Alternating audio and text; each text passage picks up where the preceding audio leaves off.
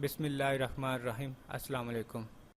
چین کے نائب صدر کی پاکستان آمد، وزیر اعظم کے ساتھ ایسا معاہدہ کر لیا کہ آپ کو بھی خوشی ہوگی۔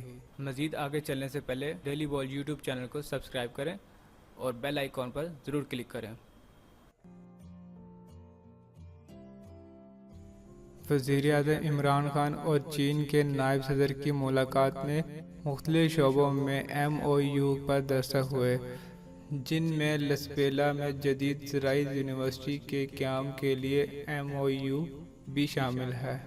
وزیر اعظم عمران خان اور چین کے نائب صدر کی ملاقات کا اعلامیہ جاری کر دیا گیا ہے، جس کے مطابق چینی نائب صدر وزیر اعظم عمران خان کی دعوت پر پاکستان کا دورہ کر رہے ہیں۔ دونوں رہنماؤں نے فوڈ کی سطح پر بات چیت کی اور دو طرفہ تعلقات کو مزید سطح پر مضبوط کرنے کے عزم کا اعادہ کیا۔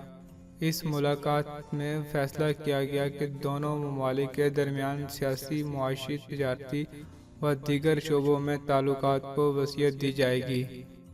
وزیر اعظم عمران خان نے گزشتہ ماہ دورہ چین پر اطمینان کا اظہار کیا اور چینی صدر کے بیلٹ اینڈ روڈ منصوبہ کی اہمیت کو سراہا۔ انہوں نے کہا کہ یہ منصوبہ خطے میں مواصلات اور پائیدار ترقی کے لیے اہم ہے۔ پاکستان اور چین سی پیک کے حوالے سے پرعزم ہیں۔ چین کے نائب صدر نے شاندار استقبال پر وزیر اعظم عمران خان کا شکریہ ادا کیا۔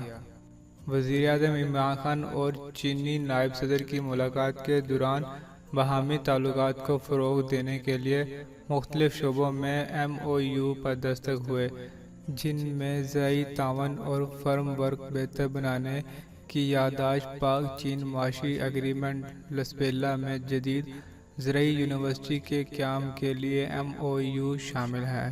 اس موقع پر مٹیاری سے لاہور تک 660 کےوی ٹرانسمیشن لائن اور رشاکی خصوصی اقتصادی زون منصوبہ کا